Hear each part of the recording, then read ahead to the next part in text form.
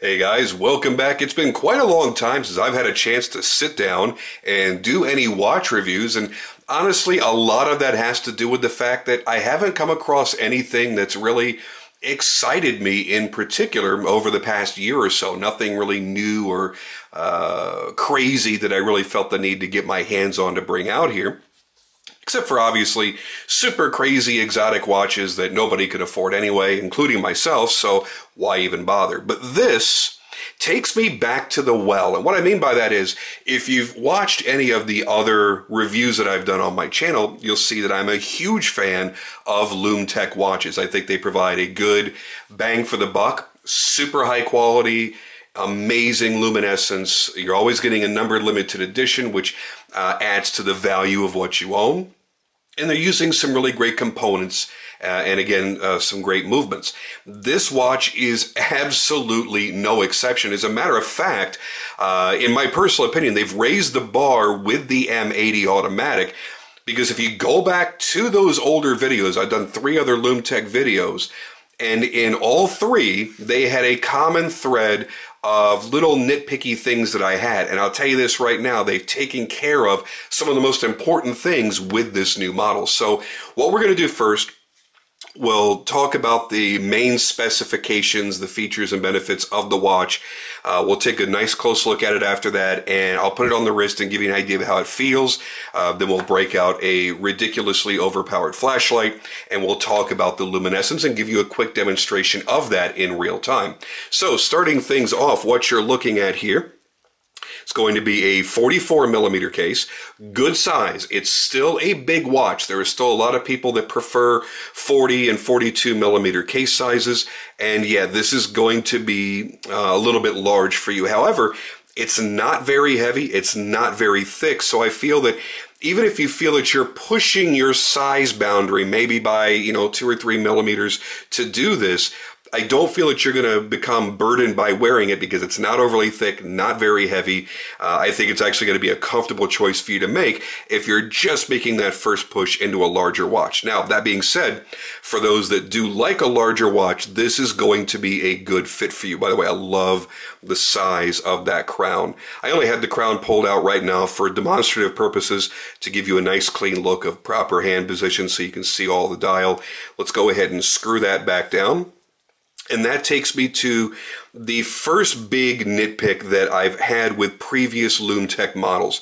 As great as the watches were, as nice and clean as the designs were and the high quality components, there was an issue with the winding stem. You can get different length winding stems depending on the size of the case that you're going to use. So when you go to order this Swiss ETA 2824 movement, you can get different length winding stems. And why that's important is, if it's not the right length, as you're pushing the crown back in and screwing it back down, you could have issues with it changing the date, which I've had on some previous models, or just wanting to be a little bit finicky with its operation as you're screwing it down. This one, no issues with that whatsoever. Take a good look at the date there. I'll go ahead and pull the crown back out. We'll push that back in. I don't have to wiggle it to line it back up, which is another thing that I felt with previous models was an issue.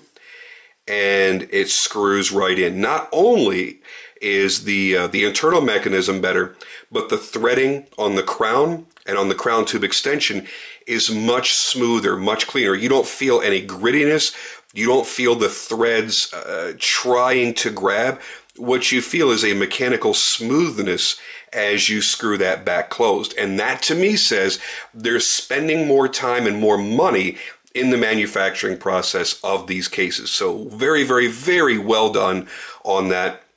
Plenty of grooves on here, very easy to grab it. No issues whatsoever keeping it tight. So the case is all 316L stainless steel, which is pretty much industry standard. You have a sapphire exhibition caseback. Overkill to be sure, but it's nice to have when you have a sapphire crystal on the front. And you'll notice there the light blue reflection of my studio lighting. You have anti-reflective coatings on the underside of the crystal, which do a fantastic job. When you're out in sunlight or whatever else, you don't have like these big goofy lights that are sitting right here on top of it. you have no problems whatsoever seeing into that beautiful dial. Very, very easy to read.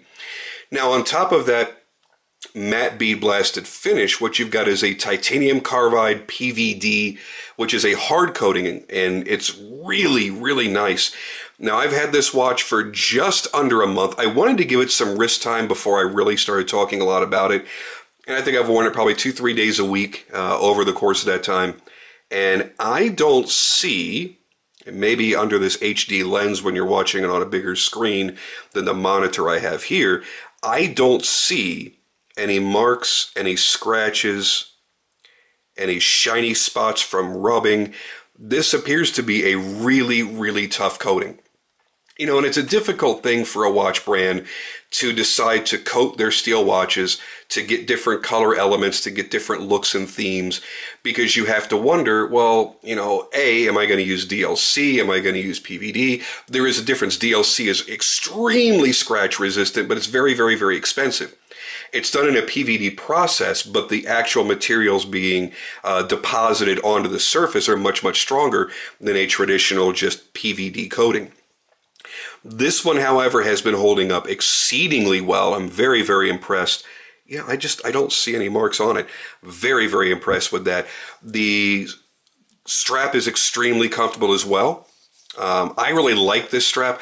I thought I was going to be wearing the leather strap all the time, but I'll be honest with you, this anti-static molded rubber strap is extremely comfortable. It's vented in the back. Obviously, it's recessed a little bit here, so it allows for your skin to breathe a little bit and the sweat to get out from underneath it. Very, very comfortable. The leather strap, you know, it's like any other super thick leather strap. It's going to take a while to break it in. I didn't give it the time because I really fell in love with the rubber straps. That's how I'm choosing to wear it.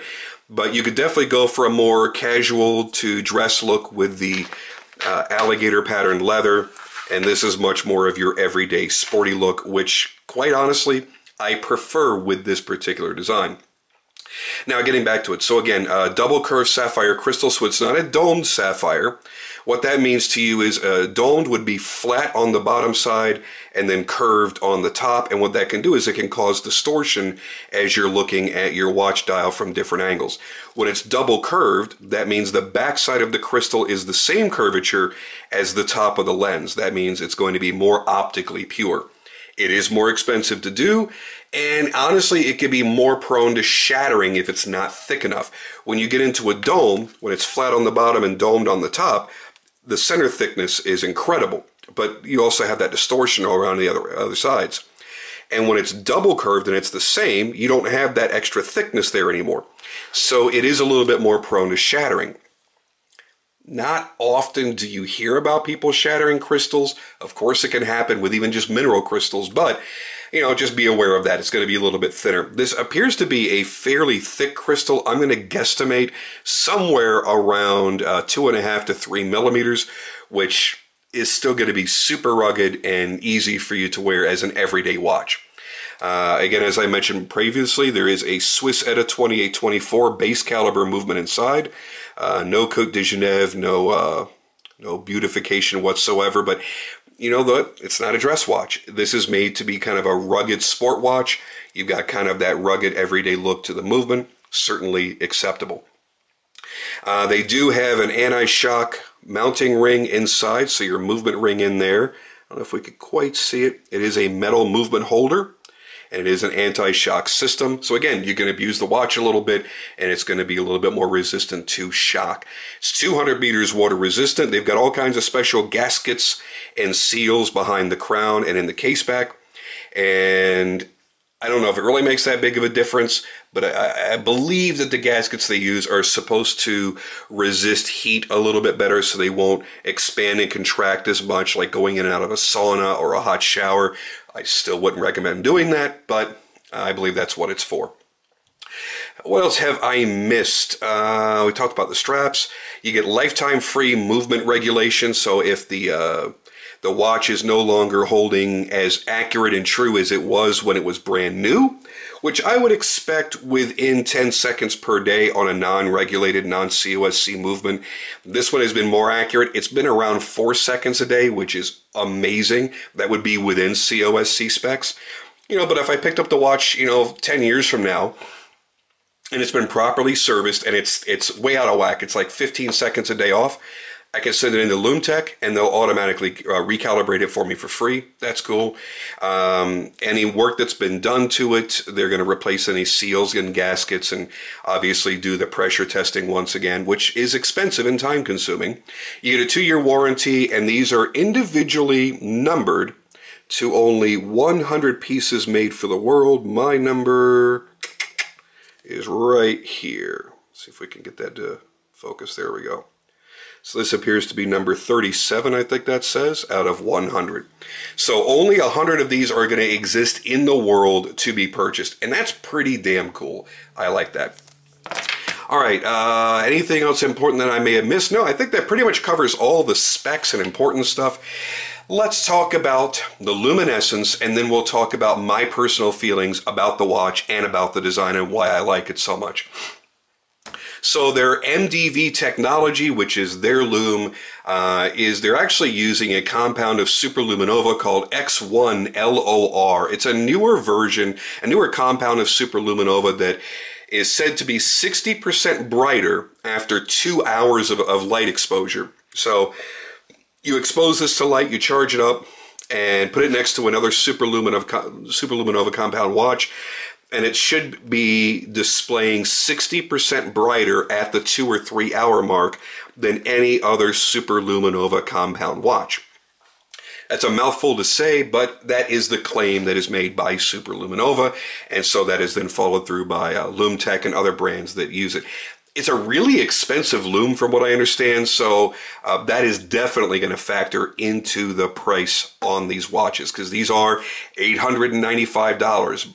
Not a cheap watch by a long shot, but then again, it's not made like a cheap watch either. It's really, really, really well constructed. All right, let's break out a 32,000 lumen flashlight and see what we've got here. So, is that enough? Yeah, let's do it some more. Camera is going to self-adjust to the brightness that it's seeing here, so it's going to take probably a couple of seconds for it to adjust to see the lume. Now, let's go ahead and kick off the lights. I'm going to bring the watch a little bit closer. And that is the lume you can expect from this watch. Not only is it insanely bright, but it's very crisp. The application of the lume is extremely well done.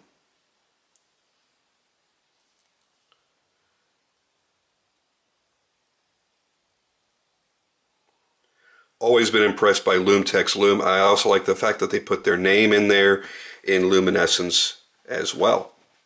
All right, so we got the lights back on here. Let's go ahead and put this on the wrist and give you an idea of how it's going to sit, how it's going to look on your wrist. Now, I've got an 8-inch wrist. I don't know why I'm putting it on the wrong hand. Put it on this hand, make it easier for you guys to see it. I am a wrong-handed wearer. I'm a lefty, so I actually wear my watches on the right wrist. So there it is on the wrist. I didn't bother to put it on too tight.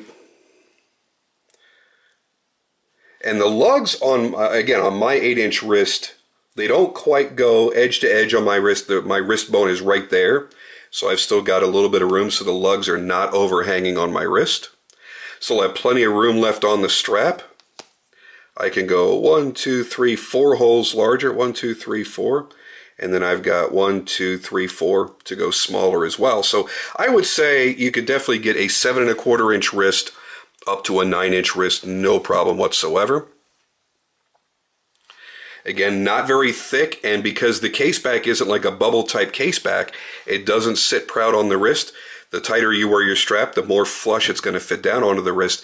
And I got to tell you, this has been, as I mentioned before, an extremely comfortable watch to wear as a daily wear watch. Now, for my personal opinions, why do I like this watch so much?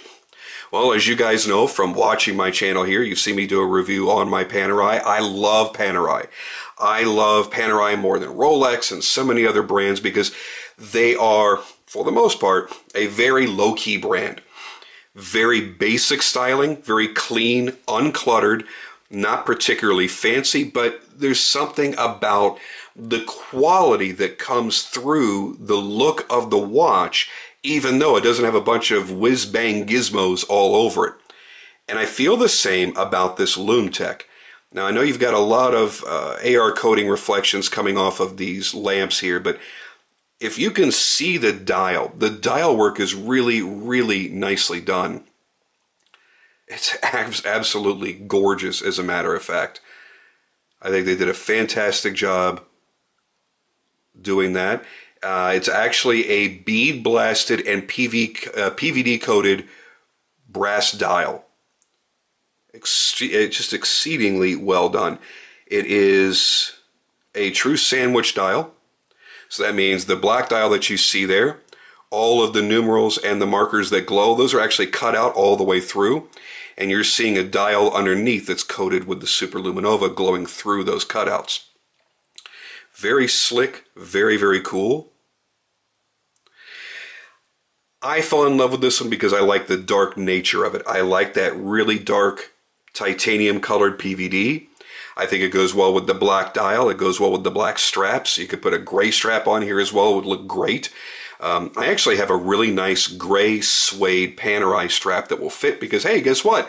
24 millimeter lugs. That's right. So if you have Panerai straps or Panerai patterned styled straps, you can certainly fit those on to this watch.